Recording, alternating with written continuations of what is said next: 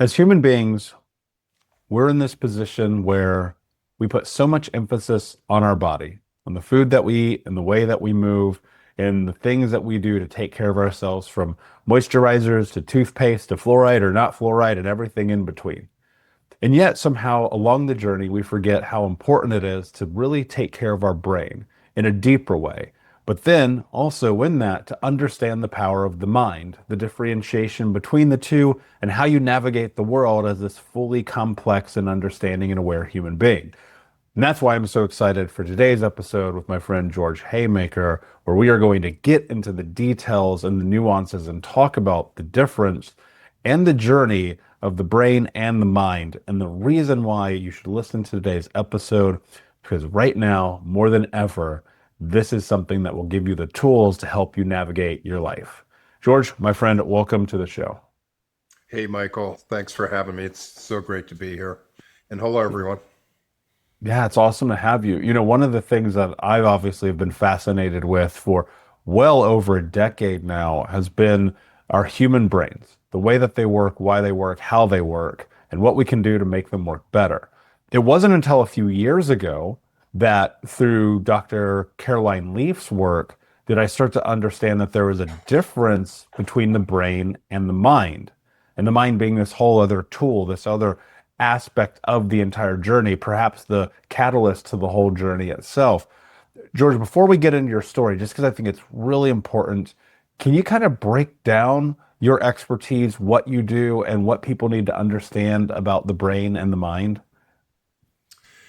Yeah, my pleasure. So I was one of those guys that had no idea how my brain worked and, just kind of accepted what my mind produced for me without questioning it, not realizing that, I was really could be in control of everything that my mind experienced. And we'll get into this in a minute with respect to my story, but I had a life event that caused me to have to look at this. And so, what I began to discover is that the brain is this moldable, changeable, adaptable organ that's willing to be whatever we want it to be. But we have to take control of that process. It's not going to happen by itself. The brain is kind of a reflection of all of our past experiences. It organizes and maps itself in terms of its neuron structure, the neural pathways and the networks, according to, how we've conducted our life, all the things that we've experienced, felt, thought, all the actions we've taken. The neurons actually map themselves according to those experiences. And, and what happens over time is that we end up re-engaging in similar patterns over and over again, and it kind of strengthens that neural mapping. But the brain is gifted with neuroplasticity, the ability to, as I said, change, adapt, and evolve. And these neurons are more than happy to remap themselves, move around, but we have to show them, the way to do that by retraining the brain. And so yeah, that's kind of a basis for, how the brain works, what's possible. And then the mind is an emergent property from the brain. The brain actually predicts. We don't experience life, so for example, you and I are here in this moment and we're experiencing it differently based on our past experiences. And each of our brains is working ahead of time, predicting what the next moment's going to be. And using a set of ingredients to do that. And so no two people ever experience reality in their minds the same way. Reality is constructed by all of our brains in the milliseconds before things actually happen. And so, again, we have total control over those ingredients that the brain uses to create our mental life. And if we don't like some of the patterns that recur in our minds, we can reconstruct those and build new patterns in a way that are more helpful. Yeah, and that's something that I'm super curious that we're going to get into here as we talk this through this conversation, because it's one of the things that I experienced personally. I didn't realize it was happening as it was happening But as I look back, so much of my journey changed when I made a decision to reconstruct the way that I saw the world. And that's so difficult because my life story, as many people know here, ACE score of 10, super abusive parents, homeless most of my childhood. It always kind of felt like there was this black veil between me and reality. And it wasn't until I started doing some certain things that shift, but we're so heavily influenced by our stories that narrative can really sully everything that you talk about. And it takes for many of us, honestly, probably for most of us, it takes this Herculean effort in order to create that shift to actually start to be able to remap yourself. The hard part, I think, until probably the last, I'll call it 5 to 7 years, most people have been just doing it on their own. We didn't have the tools. It was like maybe you'll get lucky and you'll end up at the library. Maybe you'll go to a symposium. Maybe there's a random video you find on the internet, but the information and data wasn't so readily accessible unless you were in a fellowship. And now it's everywhere. And that in its own right can be a huge problem, which is something that I want to talk about. But I'd love to know more about like how does one walk this path, George? How do you make this decision to come and learn and become an expert about the brain and the mind? What's your journey been like? Yeah, so like you, I had a childhood that was privileged in many ways, but also difficult in other ways. My childhood, which is childhoods are very formative in all of our lives. It's where our patterns start. It's how our brains begin to map themselves. And mine involved a lot of moving from place to place, school to school. My dad was a high achieving executive, and so we were constantly in and out of cities, in and out of schools, and I was constantly having to say goodbye to friends, meet new friends, be the new kid in school. I probably went to 10 different schools the first 10 years of my life. My parents moved overseas. I went to boarding school here in the US. My parents were very physically disciplined oriented. As I was becoming more and more uncomfortable because of all the unsettledness, I was acting out more and more. I would get punished as a result of it. There was some sexual abuse from some neighborhood boys that I experienced in fifth grade. And so, I was having to kind of survive in my own way and fend for myself through this unsettled environment. And I just became very unsettled, full of anxiety, full of self-doubt, insecure, always trying to have to prove myself I wasn't enough. And, I carried those patterns, began to cement themselves in my brain as far as these neural connections that represented that unsettledness. And so the more times you continue to experience those things, the stronger those pathways get and the harder they are to rearrange. And so the additional part of my story is I began to medicate these symptoms as I went into adulthood. I carried these patterns with me, quick to anger, highly defensive, always trying to prove myself, always stressed out, nervous system on fire. And I began to cope using alcohol and drugs. And even though while I was a highly functional entrepreneur and performing well, I was just on a razor's edge all the time, burning it at both ends. And so I was coping with alcohol and drugs to calm down, and that led me into addiction. And then, in my early 50s, I hit a bottom from pain pill and alcohol addiction, and had to take a hard look at myself and the path that I had been on. And so when it comes to change, that was my moment, and the consequences had to get good and high for me to see the light and want to experience something different. I was like that mouse in a maze that had turned left and turned right through all these years, trying to figure out a way to still conduct my life that way and survive. And I finally got to the end of the maze, and there was no more turning left or right, and I was out of options. I was totally overcome by addiction, My use was out of control. I was using all day, all night at that point. It had gone from being an impulsive disorder to a compulsive. I had lost control.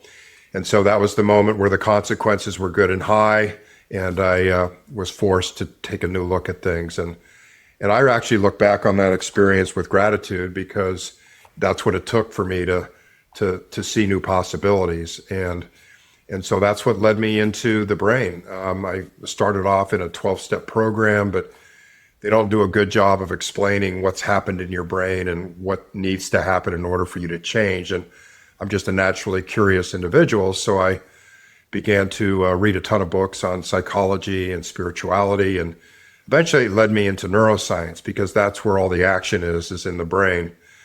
And I just became so fascinated with, that the brain could change, how it worked, and then what was required to make it change. And then I began to see the results myself in my own transformation. And then when you actually experience a better way of living from the helplessness that I was feeling, then the neurotransmitters, the feel-good neurotransmitters begin to flow, not for the drugs and alcohol, but for the fact that you're finding a new way to live life that's suddenly pleasurable. You're finding pleasure in ordinary life activities that you never used to. You've got your nervous system under control. You're able to suddenly feel empathy for other people. Your relationships get better. So all these things in my life were beginning to improve, and it was all because, I was working with rewiring my brain, and I became so enamored with it that at a point in my life a few years ago, I said, well, what am I going to do from here on?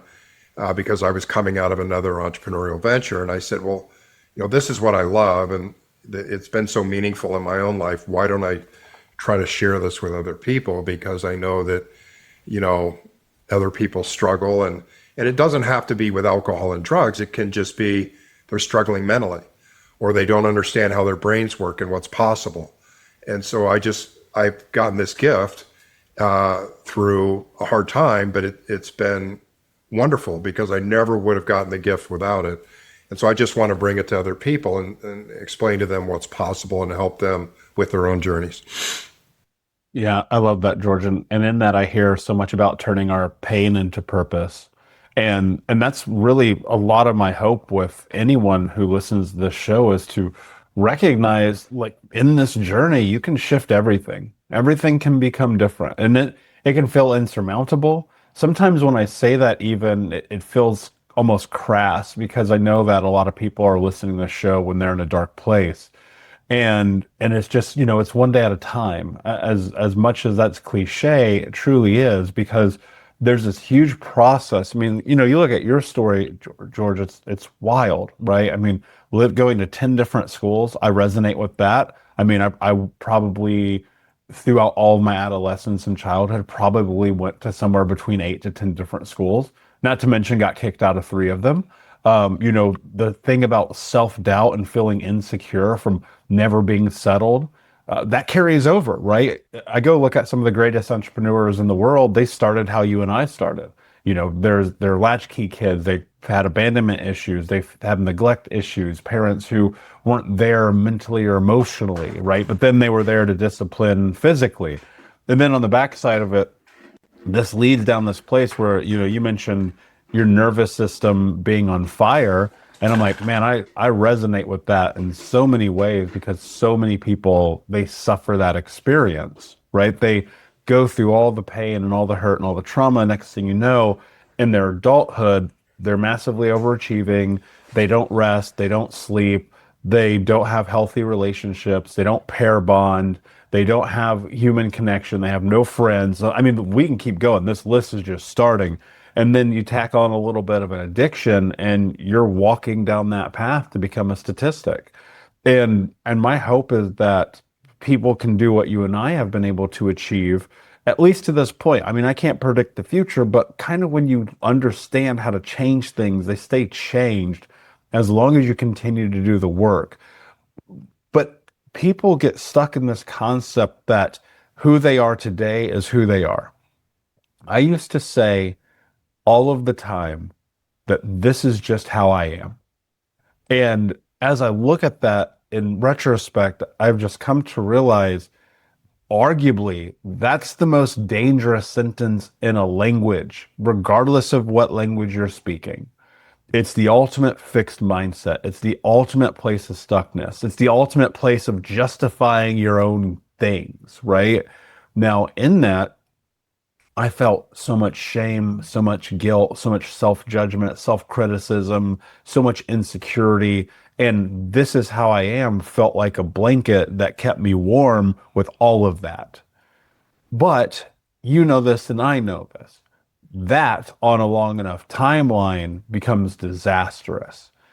One of the things that I know that you talk about that helped me shift that understanding and then lean into this idea and notion of becoming what I call the learner, right? Not my current coined term, but a term that I use, is that when I understood that I could change, everything changed. But people are so caught up that because of the past and everything that's happened, that this is who they're supposed to be. But I know you talk about this a lot. Like the brain's not fixed. It's not a fixed, as in locked in kind of system. It is a mechanic that is designed to change. And so even if we have all these experiences and then you go down this path, and even with the rock bottoms and all the things that might happen, you can still come out the other side, not only better, but different. How do we do that? How is the brain designed to change? How do we change it? If it's not fixed, then what is it? Give us some more. I want to go into the nuance here so people can really understand the power that they hold over their own journey. Yeah. So scientifically, who we are is, the formation of all of these neurons that have formed into patterns in our brain that represent all of our thoughts, feelings, and behaviors, all of our experiences, interpretations, perceptions. They've all, the brain has mapped itself representing these past experiences. And so, these neurons will connect to one another through neurotransmission, but they aren't locked in place. In other words, these neurons are always shifting, even if it's a little bit based on your experiences that day. It's always learning, taking in new information, and these neurons are slightly changing. Now, when we're in these default mode patterns, like you described, this is who I am, this is my identity, these neurons aren't moving around much because we're just doing the same things over and over again. So the brain learns and forms itself through repetition.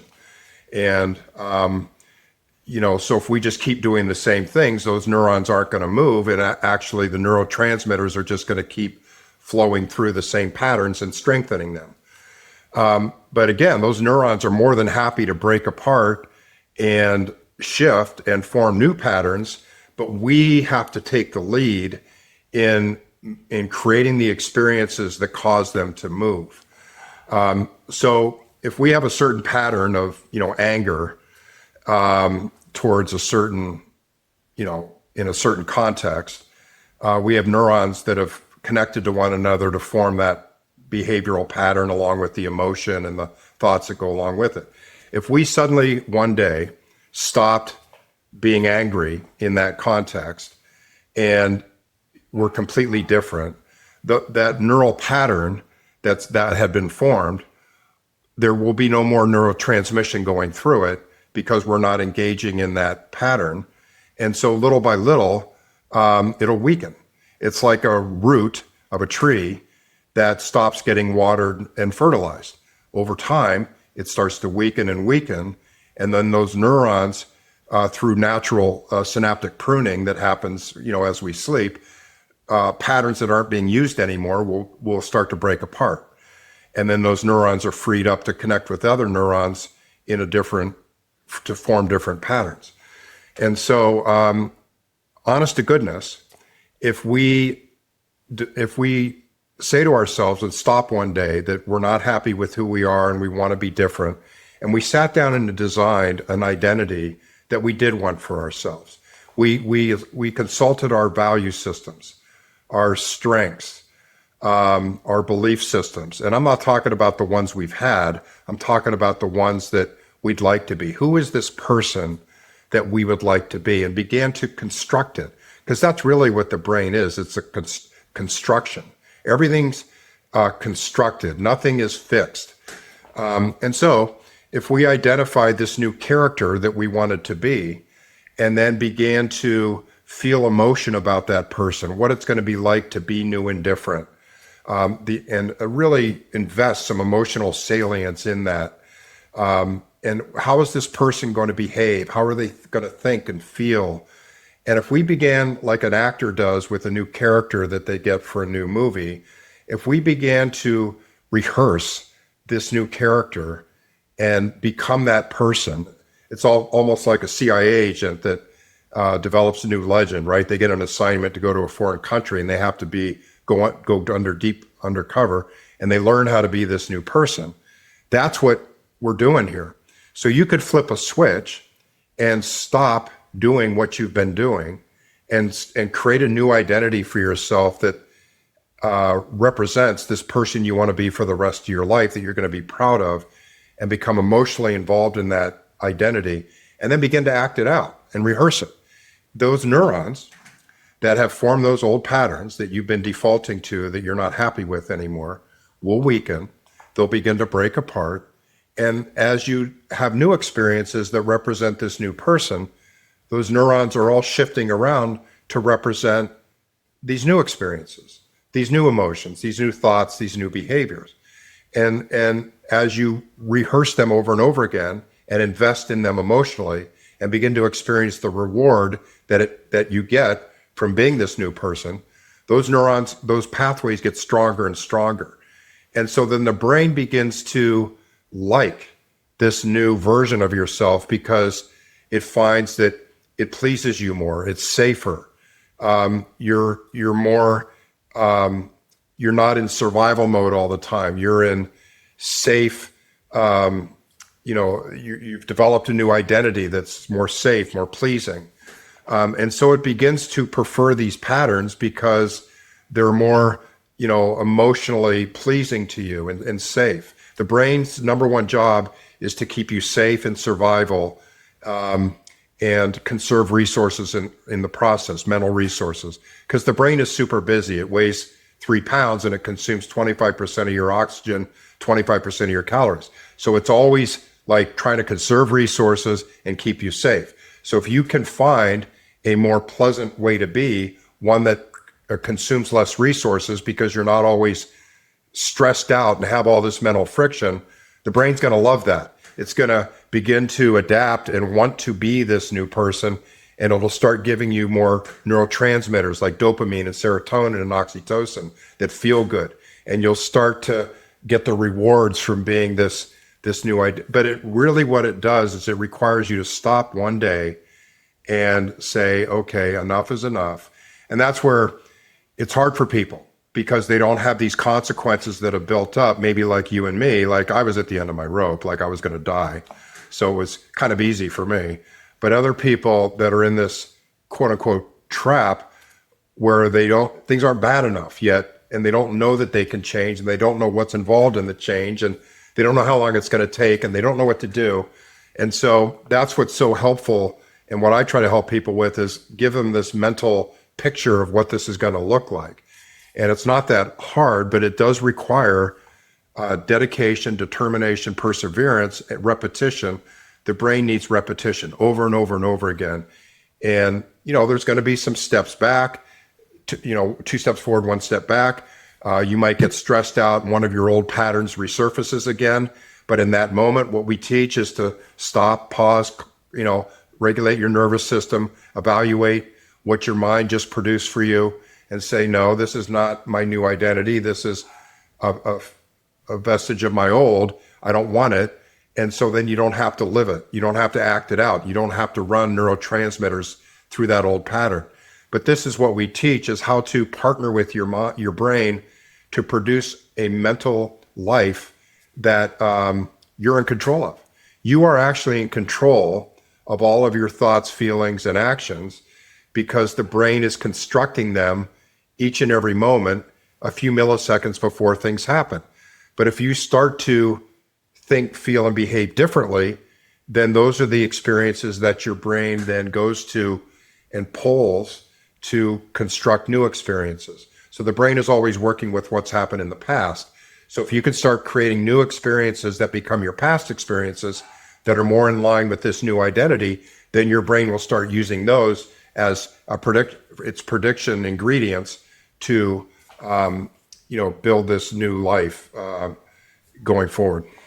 Yeah, and the hardest part about all of that lies, at least I'll speak from my firsthand experience, when I was in the phase of the rebuild, we'll call it, where after I've had rock bottom, and here I am, I'm looking at my life, 350 pounds, smoking 2 packs a day, drinking myself to sleep, partying every day, deep crippling debt, friends don't like me, family won't talk to me, cheating in my relationship, like everything, And what's crazy is I look back at that really intensive rock bottom moment. That's 14 years ago. And it has been a constant journey of just every single day doing something differently. And it's not that the old patterns don't appear and pop up, because certainly they do. And sometimes even I don't even catch myself until after I've done something. I was like, oh man, it's been a long time since that thing happened, whatever that might be. But certain things, they just kind of stick, right? Moving down the path of not drinking, not doing drugs, not hooking up with strangers. Those things kind of happen, but then still I can disappear sometimes into like this place where I'm being avoidant, or where I'm being stubborn, or where I'm procrastinating. And I have found, George, that the biggest thing that works for me is when it's happening to be aware that it's happening. Because when I can place awareness on something, I can do something about it. But that's also really difficult because I think a lot of people, when they become aware, it is then followed by shame, almost always, especially when it's quote unquote, I'm not living my life like everyone says I'm supposed to be. And so when you're talking, one of the things that I wrote down is, how do we break the pattern, especially in the beginning, while navigating shame that comes with the experiences that we have? Yeah, so it really does get down to having a different relationship with your brain and understanding where these old patterns are coming from. And so, many of them, like in your life and mine, the unpleasant ones that are unhelpful that we keep re-experiencing started in childhood. And so what's helpful is to go back and understand how and when these things developed and originated, and why then that they continue to stick with us after all these years. And by doing so, you're kind of able to objectively analyze why these things occurred. And then what we try to do is we try to say, okay, well, here's why these patterns developed. They're clearly not helpful today. And so, what is the cost of everything that we're experiencing as a result of this pattern? And is it really true today? It might have been true at one time to help us survive in the moment, but is it really still true today? What are all the costs associated with it? If your friend was experiencing this, what would you tell them?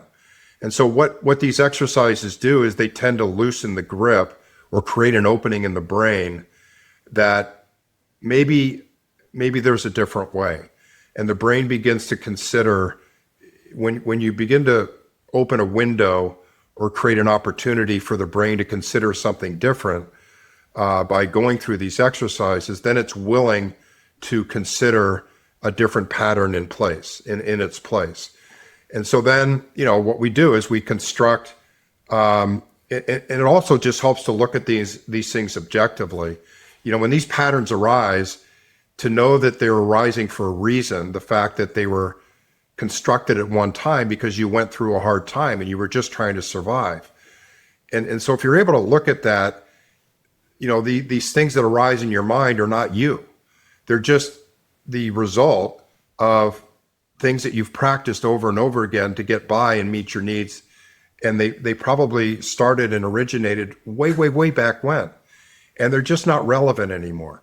But if you can look at that as, okay, well, objectively, that, okay, this isn't me, it's just this pattern that keeps arising for these neurological reasons, then all of a sudden you create a little detachment from it, right?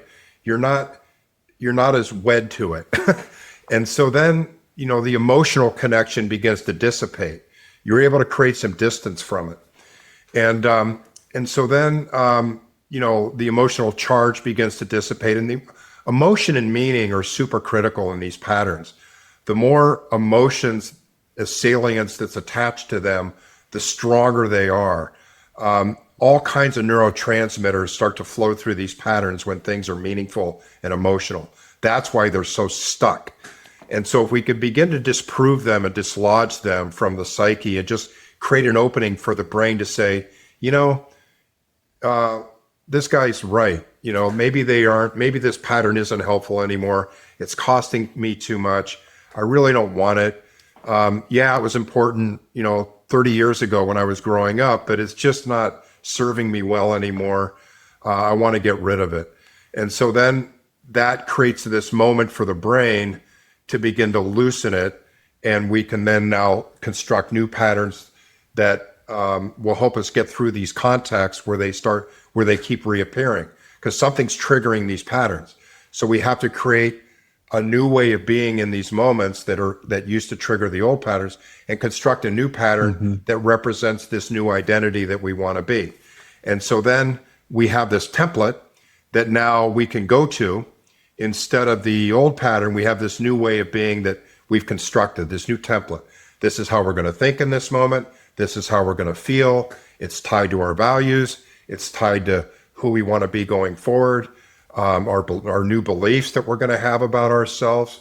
We're no longer going to believe the old deprecating stuff about ourselves. We're going to believe new things, and we're just going to start acting it out and rehearsing it. And the more times that we do that, the more it takes hold. And like I said, this is how transformation occurs. You're leaving old patterns behind. If they do arise, you look at them objectively. You don't get wed to them. You regulate your nervous system. You allow the emotions to pass. You don't engage, and then you replace it with a new pattern. And when I hear that, the thing that really summarizes everything you said, you got to take something old and replace it with something new. And I think the replacing with something new is the area people miss the boat the most. And in fact, one of the things I advise to every single client I have coached for almost a decade is move.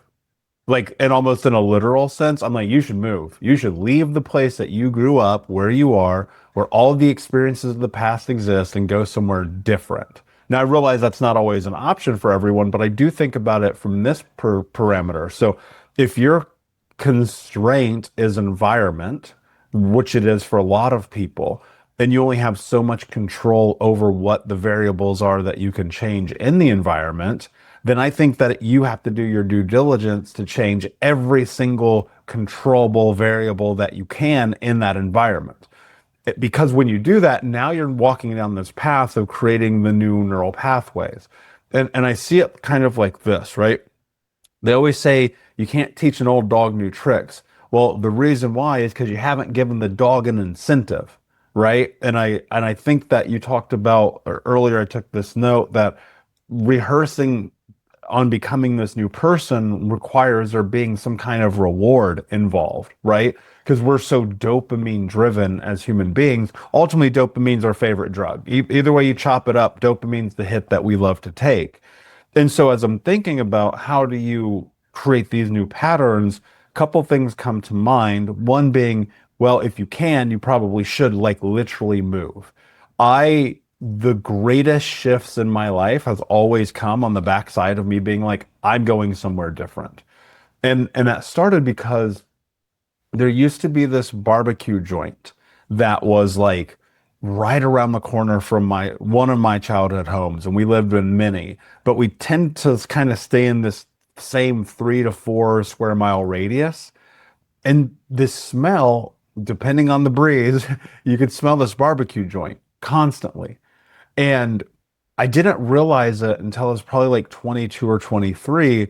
But every time I would go past that place, man, the anxiety, the fear, the shame, the guilt, the pain, all of the most negative emotions that I had would come up because they were so tied into the that thing because we're sensory beings. And so I moved to the other side of town and I noticed that feeling started to go away. And then what happened is I was like, it wasn't just this one experience, but I made the decision to leave where I grew up. Huge shift, right? Because we're talking about this idea of introducing this new identity and becoming that, right? This breaking these thoughts, feelings, and creating new actions, because ultimately our actions become who we are. And so as you're talking, I'm thinking about this. I'm like, okay, so many people are doing the same thing every single day that the thing that they have to do is break the habit of who it is that they actually are to introduce the new person that they want to be to themselves. And I'm like, all right, if you go to the same Taco Tuesday every day, well, maybe we stop going there. Let's go to a different place. Maybe let's not even go to Taco Tuesday. If you're going to the same gym, doing the same workout, maybe it's time to go to a different gym, do a different workout. If you're having the same drive every single day to and from work, maybe we need to take the new drive. And so much, and George, you stop me if I'm wrong here, but what I'm hearing so much of this being about is recognizing that the brain is designed to be adaptable and to be amendable and to change, but you actually have to do things that require change to take place. Am I Yeah, connecting those dots right? yeah, the brain's not going to change on its own. It's a record keeping facility that is basically just taking stock of everything that you're doing and organizing its patterns to reflect that. And so it's not going to change unless you are the one causing the change. So you have to be the change agent. And a comment about what you were describing before, patterns are habits, and habits are made up of cues, the actual habit itself or the activity, and then a reward, which then stimulates the dopamine to motivate us to do it again. And so, what you were describing with the smell from the barbecue place, and it's basically the cue that starts the habit. Because what I'm assuming happened in your case, you would, that was all part of the experience. In my case, it might have been a cocaine dealer, and I would be driving down some of the similar routes, and that was my cue to know that this is what I normally did as I went to see him. And so the dopamine would begin to kick in. The dopamine actually doesn't arrive after the reward. That's the endorphins, which is like an opiate. The actual reward itself is not dopamine. I mean, the dopamine is what motivates us to get the reward. And so it usually begins way before as part of the ritual, that it was involved in getting barbecue, getting cocaine, whatever it is, and so your point about changing your environment in any way that you can is an important one, because our current environments are set up of all these cues. And so we're constantly getting cued to repeat these old habits, right? And so, that makes it even harder, is to try to stay in the same environment and change it enough so that the cues are no longer, in place or relevant, or you're experiencing. Yeah.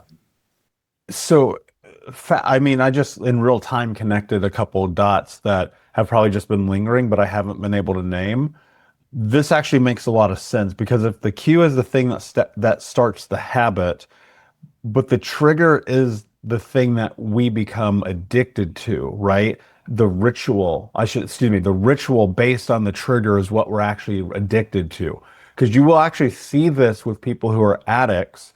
It's almost ritualized the things that they do before doing the thing that causes them the most pain in their life. And this is across the board. This is why you'll see people who, I don't know, just random thought comes to mind, who get busted doing drugs under a bridge. They've had the same ritual that leads down the path to them getting under the bridge to begin with, and that becomes a thing. When I was a kid, it's so funny. I'm connecting this in real time. When I was a kid, my best friend lived 3 blocks down the road, or 3 houses down the road. And we were young, we're like 13, so we're on bikes. We don't have cars because we're 13. But our ritual, we built a literal ritual out of the way that we would get high. We would ride our bikes to this certain spot. There's like this little ditch, kind of like a gully thing in our neighborhood, which actually made no sense if you go look at the construction of the neighborhood because it was in the city. But we would ride down this ditch. We would go and sit basically at this ravine, for lack of a better way to phrase it. We would roll a joint. We would probably drink a beer, right? Some warm, gross beer that had just been sitting out there all day. We'd get back on our bikes. For whatever reason, we would ride to a park because there was a park close. We'd go sit at the same table because you kind of have this 360, 720 view of everything. We would get high and then we would go and ride bikes again.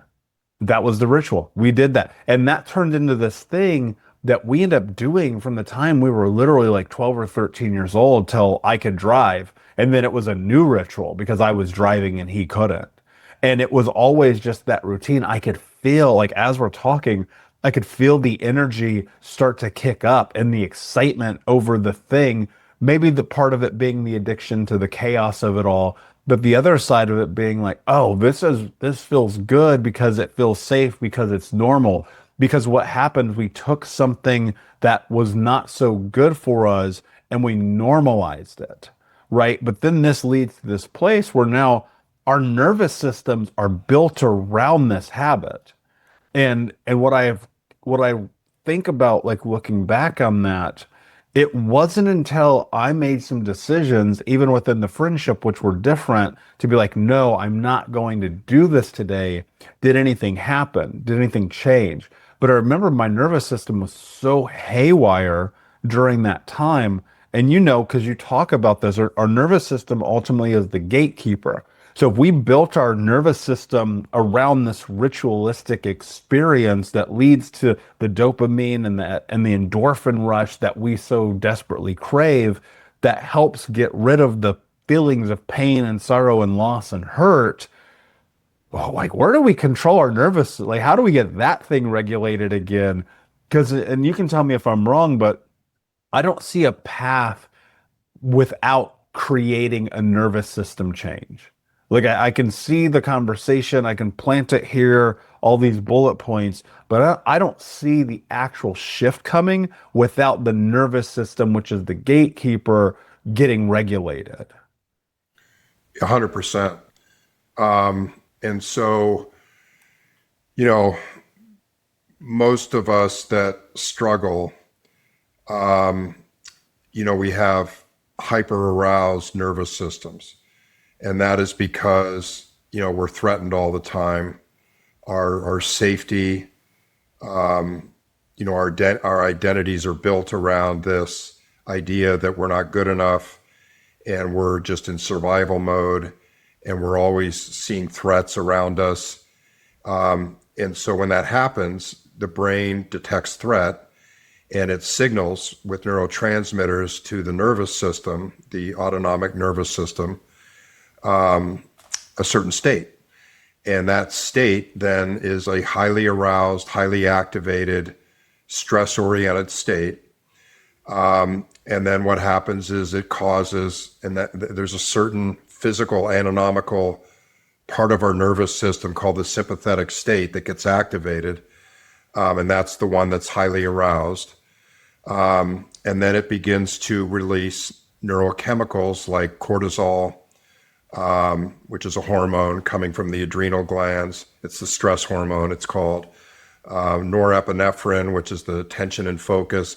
But it really just amps. We've all felt that, right, when we're just amped. And that is, one of the reasons why we do drugs and alcohol is to calm that down. That's our coping mechanism. But you're absolutely right. because when that part of the nervous system is activated and you're in survival mode, that's all, everything else in the brain shuts down. We can't think properly. Our impulse control goes out the window. It's like it is all about surviving in the moment. And as I said earlier, the brain's number one job is to keep us safe and in survival. And so everything, all the blood flows to those regions of the brain that are built for safety and survival. All the higher level cognitive functioning parts of the brain begin to shut down. Blood, oxygen, glucose, neurotransmitters leave those areas, and it's all for survival. It's the most primitive part of the brain. And so when all else fails and you're in survival mode, that nervous system gets activated, and all the resources in your brain are built around safety and survival. And so what that might mean to us as we've developed these habits is safety and survival means I got to do drugs and alcohol to calm down. And that's how I make all this go away. And so that's our safety mechanism. And so that pattern with all of the rituals and cues, because it's so emotionally relevant and salient, because it's built around survival, there's nothing more salient, meaningful to the brain than things that keep us in safety and survival, however we determine that for ourselves. And so those patterns are just unbelievably strong, and then therefore hard to break, which is why addiction's hard to break.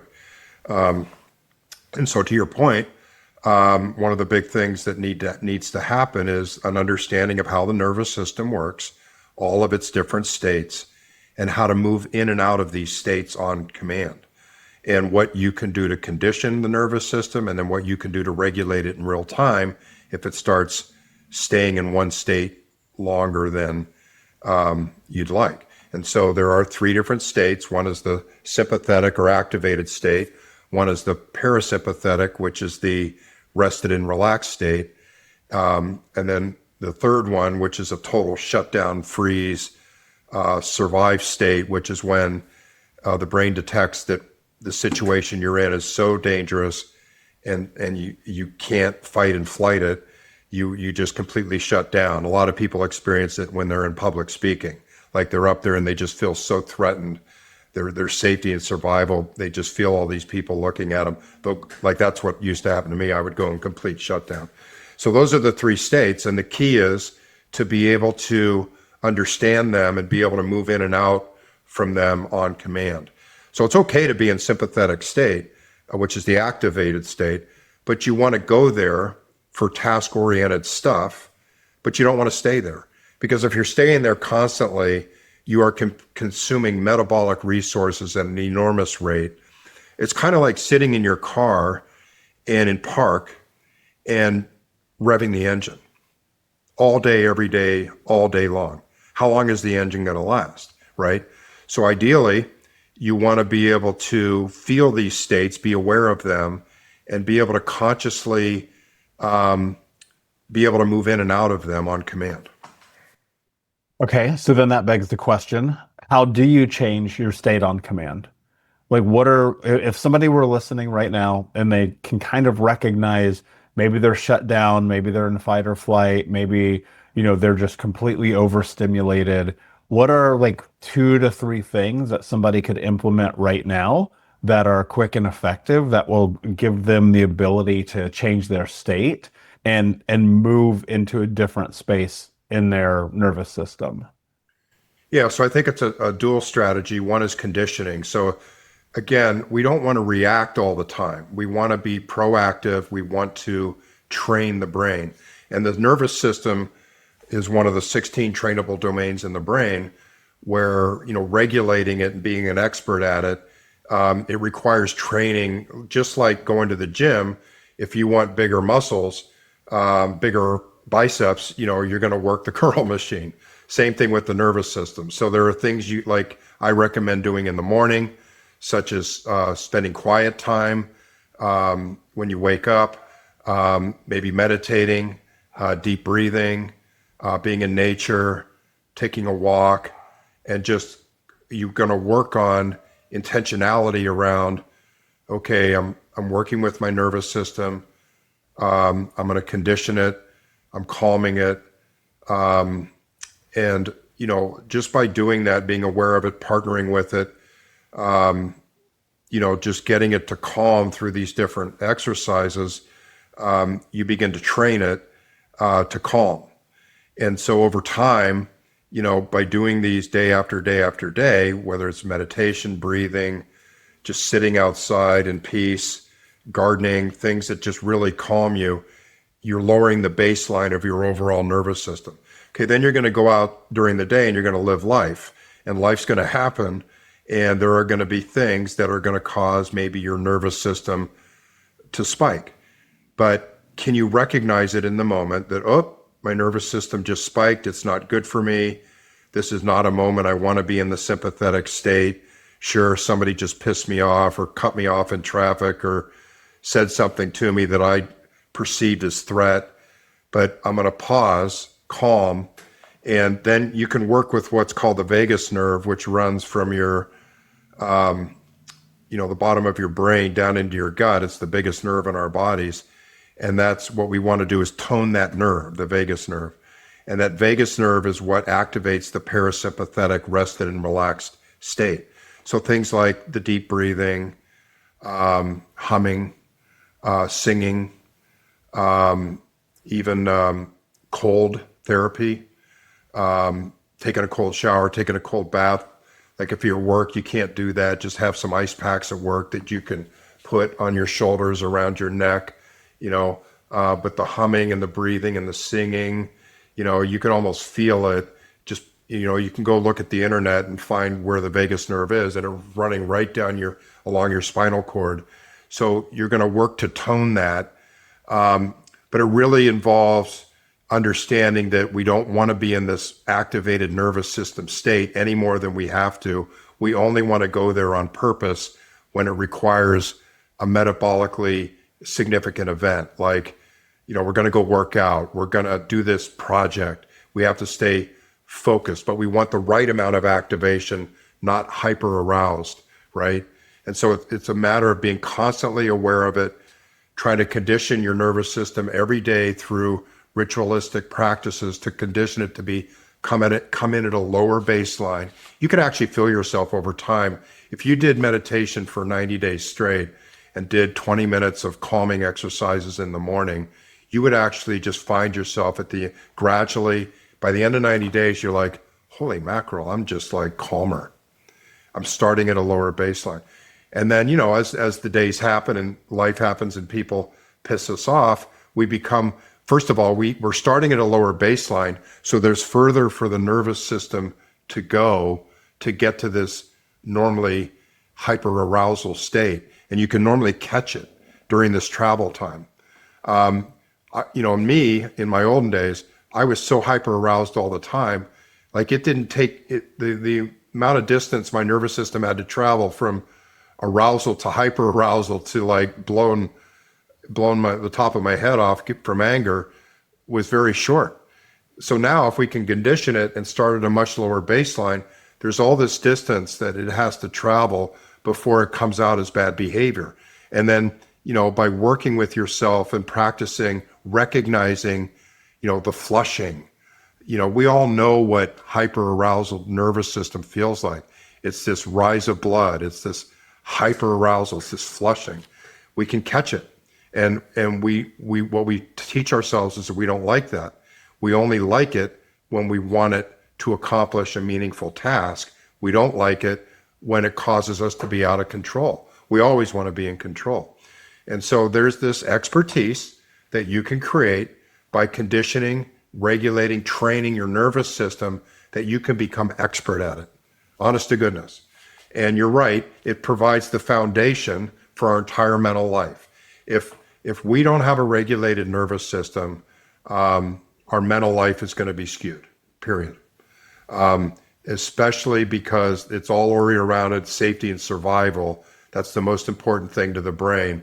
And so it's going to create thoughts and emotions that are dysregulated when we have a hyper-aroused system. Yeah.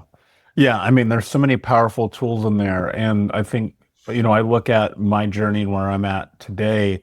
very much like what you said just a moment ago. When I was younger, man, I'm flying off the rails like almost immediately. It's wild to look back and consider all the fights, all the violence, all the mental emotional things that I would do just because I was always in hyper arousal. I was one of those people where they would call me hot-headed and be like, I don't understand why. And then it was like, oh, I understand why, right? Because your nervous system is just totally screwed up.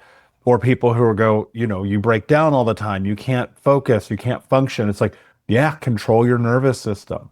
Like you have to understand that when you implement some of these tools, your life is going to be different because it's just the byproduct of understanding that you're actually in control.